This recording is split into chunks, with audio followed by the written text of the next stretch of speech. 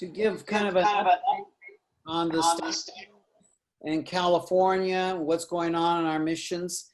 And so I think the significant part of this presentation is I'm a California Indian. My ancestors were at the California missions during the mission period. So I think that's an important understanding of how I see things, how I view things. But then again, like we know with most Franciscans, people can honestly say, you've seen one Franciscan, you've seen one Franciscan. When you've seen one Indian, you've seen one Indian. And so I'm that one Indian that is totally devoted to Junipero Serra, and I am a rarity, although there are some others out there. Next slide, please. And this slide was designed by an Indian in the months immediately following Francis's announcement in January 2015 that he was going to canonize Junipero Serra when he came to the United States. This particular Indian was not supportive of Junipero Serra. We were sitting at a joint presentation and I looked over at his laptop and I saw this as his screensaver. And I said, can I have that? I want to use it in presentations. And so it's my official screen user or page for letting people understand that canonization has many different interpretations. And I think the next slide, Andy, is the short video that we put together in San Francisco. Yes.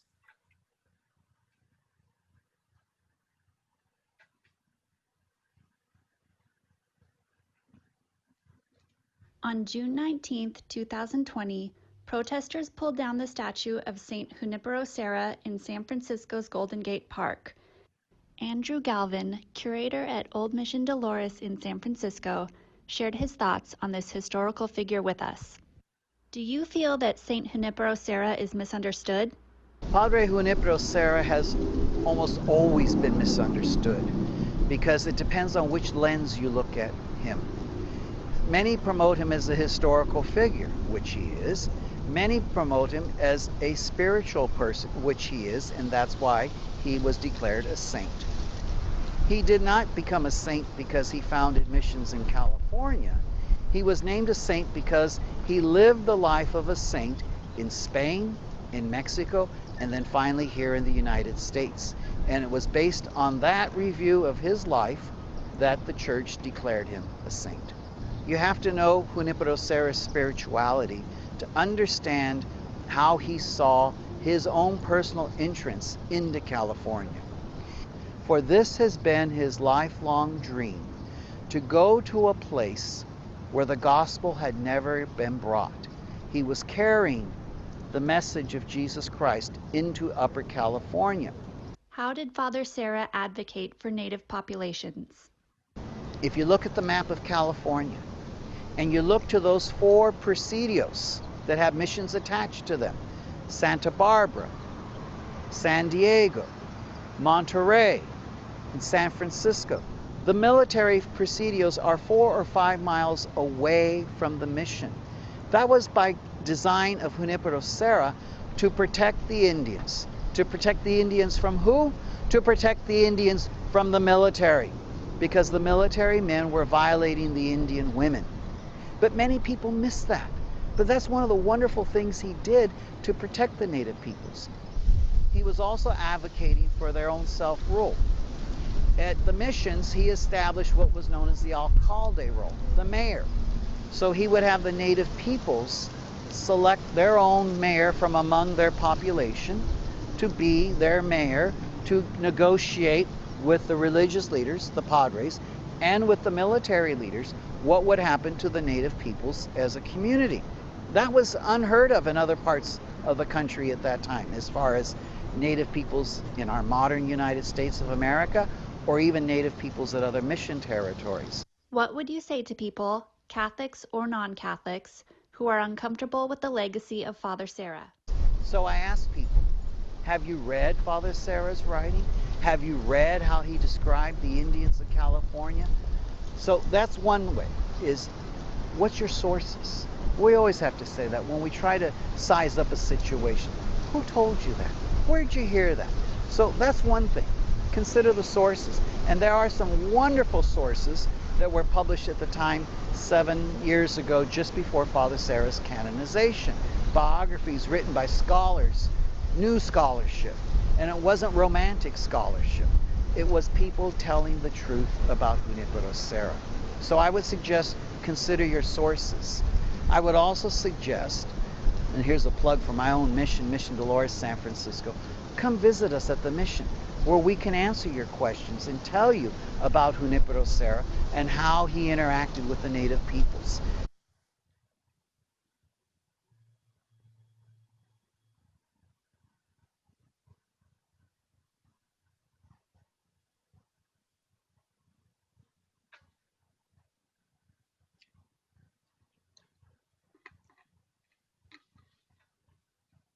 And then we would go to the next slide, which begins to show some of the damage. San Francisco's damage was on June 19th, the night of June 19th, which is the night in our country when most of this tearing statues and monuments down began. And I believe it had to do with the celebration commemorative day that the 19th, if I remember right, that's the end of slavery. And so it began this movement, because we're also coming after the May 31st with George Floyd's death. So this was a grandiose statue there on the grounds of the state capitol. Junipero Serra there on the left side, you see the statue as it was, and he's holding the cross and he's looking down at a map of California. Then on the left, you see what's left of that monument. The statue was torn down. The Capitol State Police removed it and put it into storage. And then that's what's left of the map of California. Next slide, please.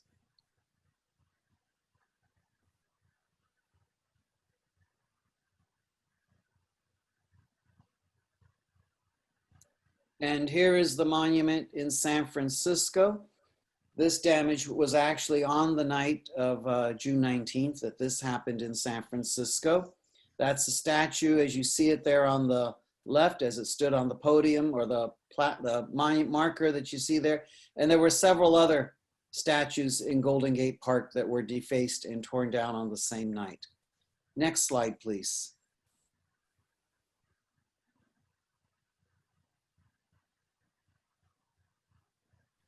The statue of Serra that you see here in San Francisco is currently in storage. And my understanding is that the Archdiocese of San Francisco is trying to find a place to locate it. This is in Los Angeles. This is the statue of Father Serra down at the Plaza Church, which is considered the birthplace of the Pueblo of San Francisco. And it's a very Franciscan name, Los Angeles y la Porciúncula is the name of the actual town of Los Angeles. And that's a statue that was pulled down there. Next slide, please.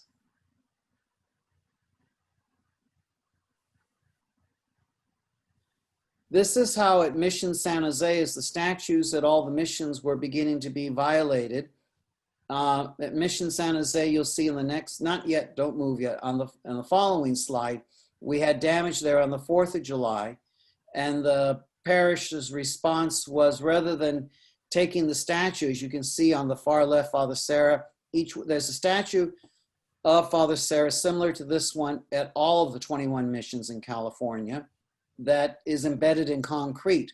So rather than breaking the base of the statue, the workers at Mission San Jose came up with this case just to cover Father Serra and protect him from being damaged and without having to relocate him until the decision can be made whether to bring him back, unveil him, or to relocate him. At Mission Santa Clara, which is adjacent, the university has already removed its statue of Father Serra, and he's been placed in storage there until the community, which will include native peoples and students, etc., can make a decision where to replace the statue of Father Serra at the university. Next slide, please. This is the 4th of July. The morning of the 4th of July in the early hours, apparently some people decided this is the front, and you'll see it later, the front of Mission San Jose. and they spray painted, or they spray painted painted native land on the facade of Mission San Jose. And you can see they also splattered paint on the steps. They were very bad at it because originally the police department thought it was angry Indians. And my comment was Indians wouldn't be so sloppy. The vandals left behind their cans of paint, and they even left behind their footprints in the paint. And there was a video camera directly across the street that caught them and the license plate of their vehicle. The perpetrators of the painting were later identified and turned into the police department, but the local pastor decided not to press charges. Next slide, please.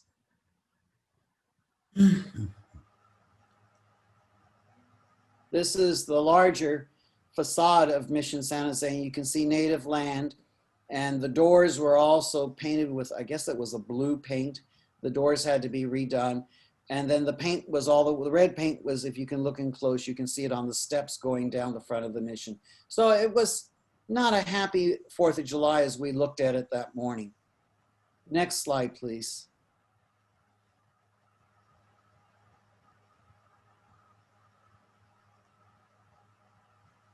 After we got Mission San Jose cleaned up, I drove to San Francisco for the fireworks.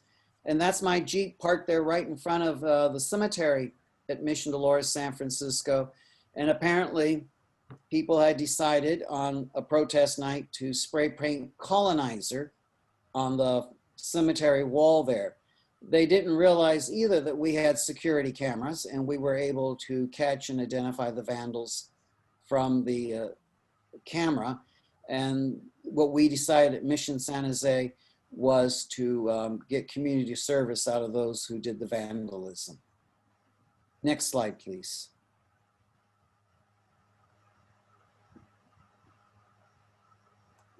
This is something I'd like to share because the reason people are doing this is because they're accusing Junipero Serra of being responsible for the death of native culture, native world, etc., when the Spanish come to California. But there's absolutely no documentary evidence to indicate that Serra ever mistreated anyone, either personally or indirectly. In other words, there is no smoking gun in Serra's hand. He did not beat the Indians with a whip. He did not starve the Indians to death. On the contrary, he was harshest on himself, seeking to transcend his perceived faults through privation and self-mortification. The California missions and missionaries have always had their detractors and probably always will. Fueled by emotion rather than persuaded by fact, the allegations tend to generalize and blame Serra for every excess and abuse that occurred during the entire 1769 to 1834 mission period. One could ask, is George Washington personally responsible for American slavery or for events that took place 50 years after his death? The mission system's greatest sin was not individual shortcomings, but inculpable 18th century ignorance. Unable to solve complex medical, social, and environmental problems, the Indian population was drastically reduced, especially through European disease. Next slide, please. However, the worst was yet to come. When the American flood of manifest destiny swept into California seeking hides, pelts, gold, and statehood, the decline was catastrophic. California's estimated pre-1769, which is the founding of Mission San Diego, Indian population of 300,000 dropped to approximately 225,000 by the end of the mission period in 1834, so 65 years. But between the years 1848, discovery of gold, to 1900, which is the first 10-year census that included counting Indians, it fell to an almost alarming low of 20,000. Whether Spanish, English, Russian, or even if no settlers had preceded the Americans, the result would have been the same.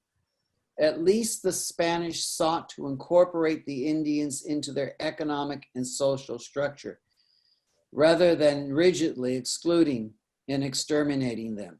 In other words, the goal of the Spanish missionaries was to turn the Indians into good tax-paying citizens of the crown. Next slide, please.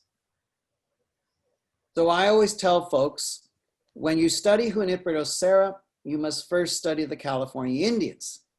And when studying the missions of Upper California, Alta California, one must also first study California Indians, because both Junipero Serra and the missions of Upper California are all about Indians.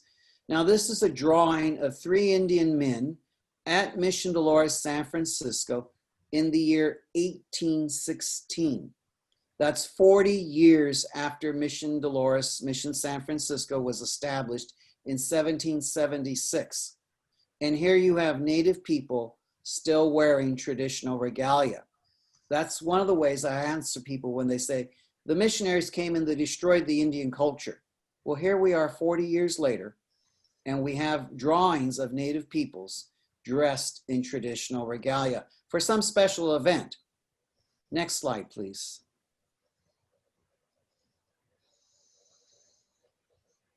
So these are the language groups, and this is our easiest way to distinguish Native peoples in California is by our language groups.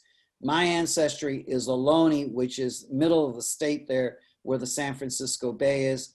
And we had 7 missions in Ohlone country, San Francisco in the north and Carmel in the south. And so the estimates here, again, are 350,000 natives before European contact, but some anthropologists today are saying it was in the millions. Also, native population through archaeology, we have evidence of human beings in what we call California today, at least 19,000 years before present. Next slide, please. So the Spanish expedition, which names, I haven't seen this movement yet to start changing the major names of cities up and down the state of California. That may be the next politically correct movement. We remove statues, but now let's go back and change, you know, starting in San Diego, San Luis Rey, Los Angeles, San Luis Obispo, Santa Barbara, San Jose, San Francisco, Sacramento. They're all Spanish words for Christian names, saint names mostly. And so, you know, it's going to stop somewhere, but I'm not sure how we're going to deal with that, because currently the movement is to change at most universities, and that's where the changes are happening. If there are buildings or structures or streets named after Junipero Serra or Don Gaspar de Portola, who was the captain of the expedition, those names are being changed very quickly in this current movement and environment.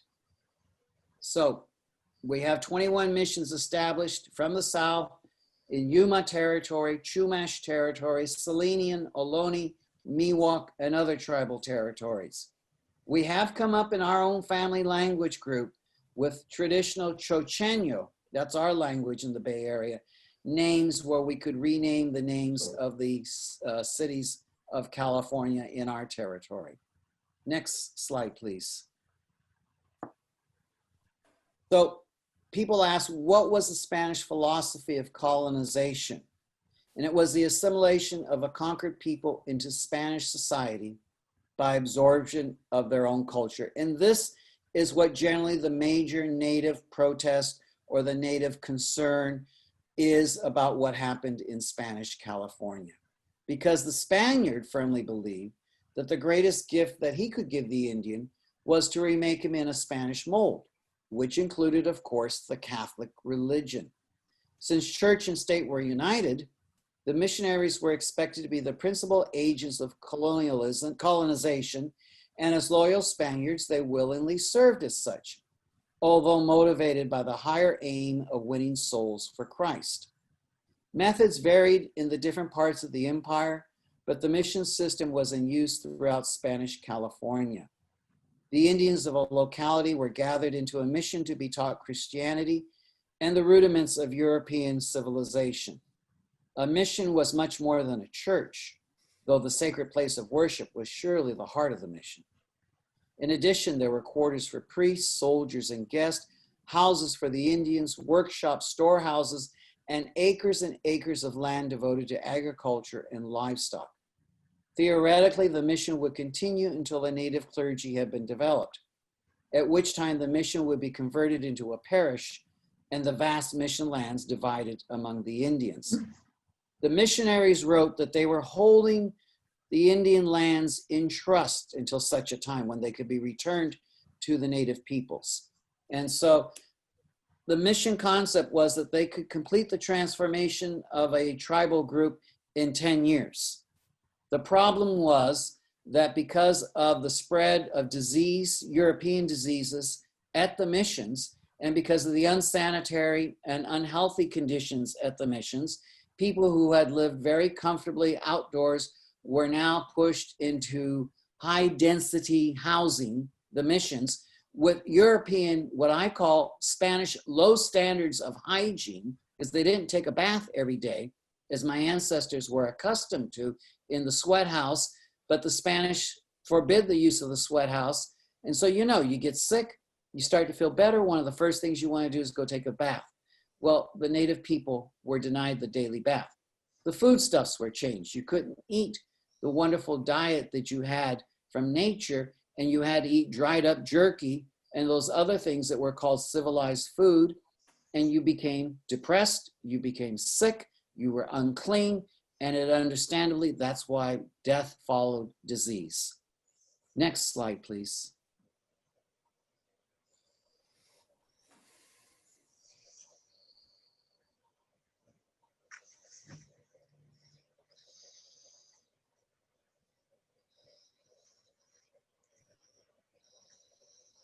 So the primary focus of the California mission was the Indians. Central to the efforts of the Franciscan Padres at all of the California missions was to gather the native peoples into the villages surrounding the location of a mission. Junipero Serra's methodology was you found a place outside the village and you invited the native peoples to move to the village. Now this is where I like to chuckle a bit. At these transitional villages, the native people underwent a process called reducción. Literally, they were reduced into being Spaniards. Take that if you were a native person and that's how your culture was seen as a higher culture, and the civilization process was being reduced into a Spaniard. There they were reduced into the missions by being taught Christian doctrine and morality, as well as European cultural values. Spanish law provided that Indian tribes entering the mission system would have their lands preserved intact under the management of the mission padres. Now we know in the mission records at Mission Dolores, where my family first becomes Christians in 1794, which is 10 years after the death of Junipero Serra, methodologies had changed because my ancestor was rounded up from his village with 18 other adult men. They were from the village of Saclan, which if any of you know the East Bay of San Francisco, that's today's present Walnut Creek, California. They were rounded up and brought into the Mission Dolores because the mission was in need of workers. They were baptized the day they arrived. So much for Christian initiation and that they were taught the religion beforehand. What they understood is the soldiers were standing there with guns, the padre was pouring the water, and if you wanted to live and you didn't want them to go back to your village and perhaps either kill your family or round up more members, you just kind of went along with whatever was going on. Because we have to remember, the padres and the soldiers were speaking Spanish, the rituals were being conducted in Latin, and the native people were speaking their native language, which if any of you know my email address, Chocheño, that's the language of the San Francisco East Bay. I find it hard to believe that my great-great-great-great-grandfather, who was baptized in 1794 at Mission Dolores at the age of 30, understood at all what the padre was doing, or more specifically, the obligations that were being imposed by the ritual of baptism. Next slide, please. Each mission would be the beginning of a civilian town, and they would be located at regular intervals up the entire stretch of the colony. The mission's brief history is one of remarkable achievements and swift decline. The missions were the primary centers of religious, cultural, and agricultural activity. Spanish soldiers and nearby presidios were available for protection against other European powers. Spain was afraid that Russia was coming over the top of the world. The British, you've heard of Sir Francis Drake, had already been inside the San Francisco Bay, and there was fear that the French might march all the way over from Louisiana towards California. There wasn't any concern yet about the British colonies on the East Coast.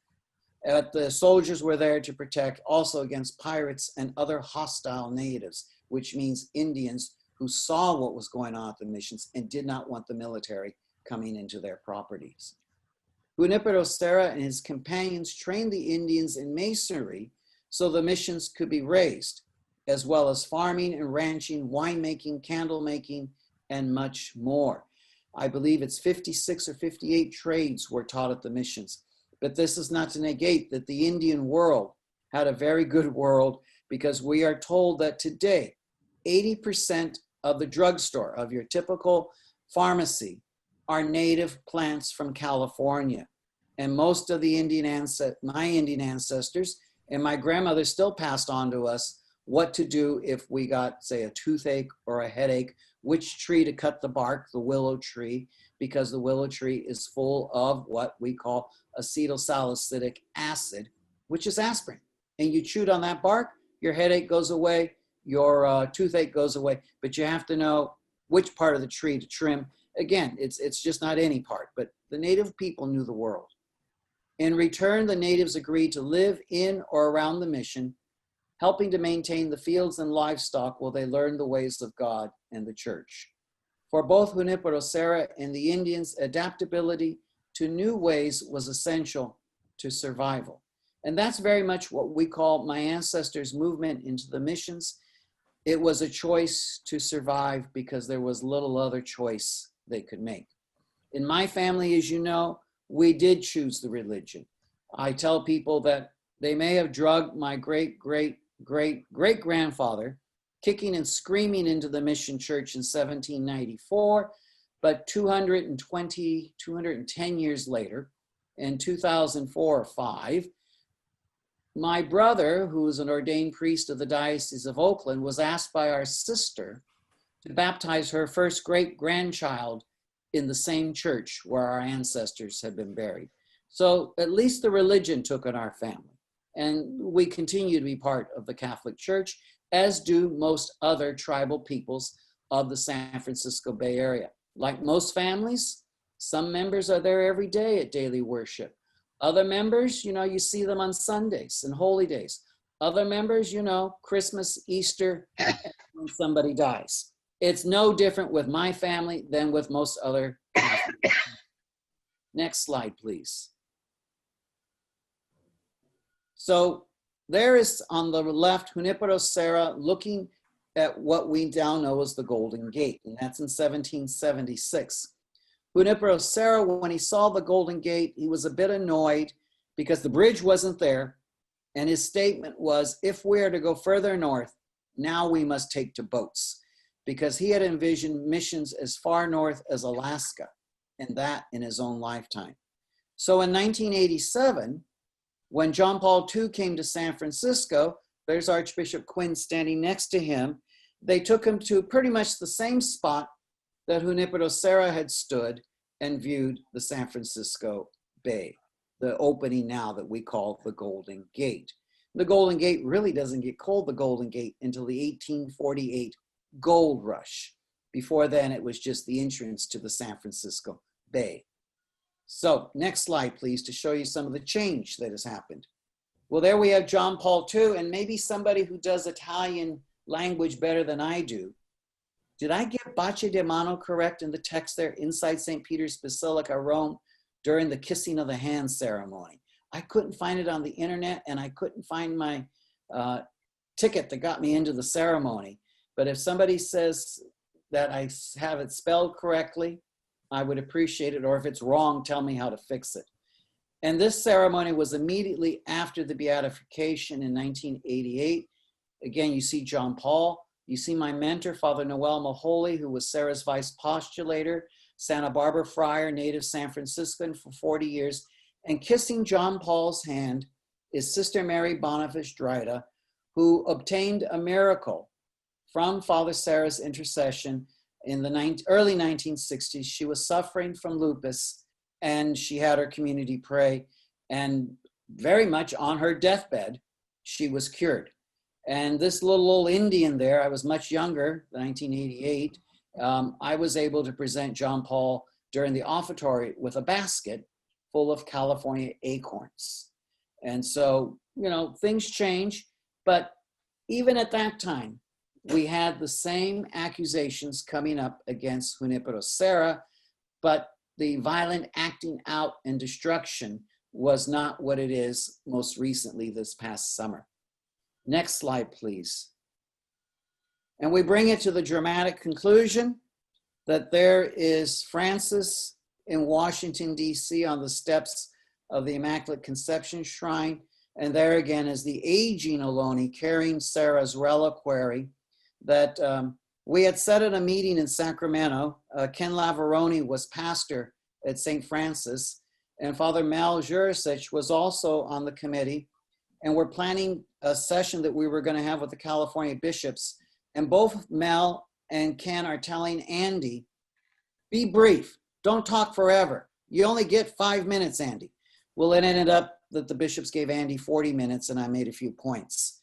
But then when the meeting was over, I guess it was Mel first who said that the friars had decided, since Andy had been one of the people pushing the cause for many, many years, that during the canonization ceremony, when the reliquary was presented, would I mind carrying it down the aisle? And I was elated and I was honored, and it's probably one of the highlights of my life. So there it is. Next slide, please. And what I did when we talked to the bishops, I asked the bishops if they could arrange so that native peoples from the 9 missions that Junipero Serra founded in California could be invited to the canonization in Washington, D.C., and then also to have private audience with the Holy Father afterwards. The bishops were good, and they agreed. But I think Father Mel and Father Ken later kind of said, Andy didn't tell us he was going to say that, because then the bishops politely turned to the Santa Barbara friars, specifically the Serra cause, and said, and the Serra cause can pay for the flight of the Indians and their hotel rooms and their meals when they come to Washington, D.C. for a week.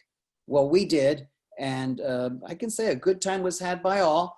And the Indians who met the Holy Father, as I am there, we all had one criteria that had to be met, that we had ancestors at the missions that Junipero Serra had established.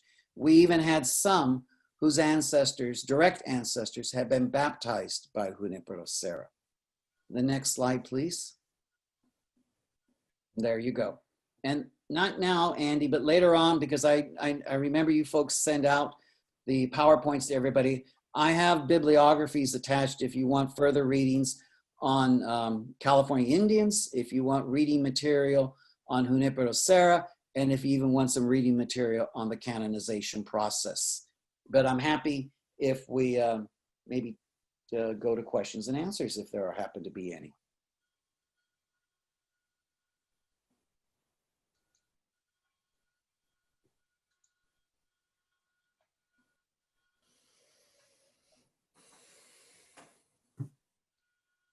They're all dumbfounded. Andy, this is Margaret Carney. I just want to thank you very, very much. This was really enlightening and I think very well presented. It could be used in a lot of different settings. Thank you. You're welcome. Yeah, we started doing, after the statues came down, Archbishop Cordeleone called me and asked me if I could do something for the Archdiocese, presentations on Junipero Serra, and I came up with a series of 4. We met once a week by Zoom. The greatest session, I think, was the second session. We had 150 people Zoom in. And the first session was a little bit about Francis and Junipero Serra's understanding of his Franciscan mission. Then the second presentation was Junipero Serra in Spain and Mexico. And then the third presentation was Serra in California. And then the final presentation was the canonization process. I think you can find them on YouTube, but I'll try to find those links. But they were all put together by San Francisco's Human Life Department or something like that. And now I'm working with the Benedict XVI Institute in San Francisco, another one of Archbishop Cordeleone's projects that focuses on music and art. And we're doing virtual tours of all of the 9 missions that Junipero Serra established for the artwork at the missions.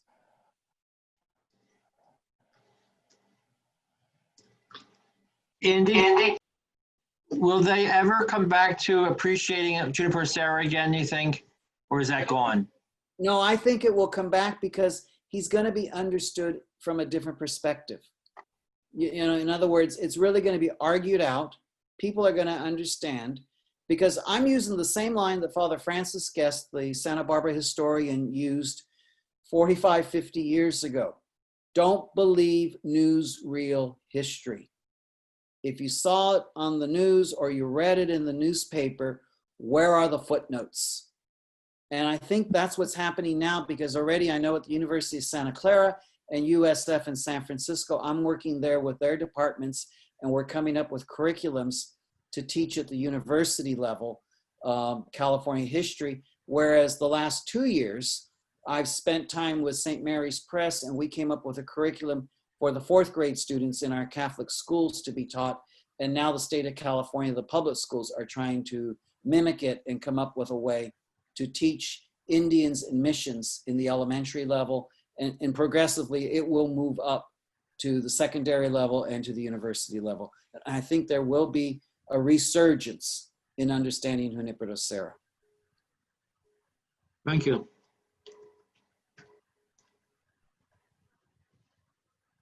Andy, what is the current feeling right now? Is everything just kind of at a lull because of the fires and coronavirus and everything else? Is there any kickback that's happened since June and July? Not too much happened since July, but I think the world opens that you know, there could be more activities. But what has happened at most of our missions, because it's been a quiet time and people are outdoors, each mission, like Mission San Jose, has had a chance to find a place for the statue or how to leave it in place but protect it from vandalism. At Mission Dolores, Andre and Joe have been there with me many times. Even John, I think you've been there. We're a fortress. So in other words, when somebody asked me, are you worried about Mission Dolores? And I said, we have video cameras, we have iron gates, we have chains and padlocks. It's just like the original mission days. Once you get in, you can't get out. And the problem is trying to get in. So I think precautions have been taken. And in most cases, the Serra statues have been removed by the missions themselves or relocated. And now the missions will deal with, particularly the local Native communities, if Junipero Serra is replaced, where he'll be replaced if he's replaced, and how will we acknowledge Native peoples at these missions? Because that was the cry and the annoyance at the time of canonization, that as I write and as you read, if you want to understand Junipero Serra, you have to understand Indians. But the problem with most of our missions is they say something about the Indians in the world time before the missions. Then the Indians come into the missions, they're baptized, they're taught to make adobe bricks, and then the next thing you know, it's gold rush and there are no more Indians in California. Well, I always tell people the Indian population in California today is the largest of any of the 50 states of the United States, because the population has grown and because of relocated Indians from other parts of the country. So you can't get rid of us.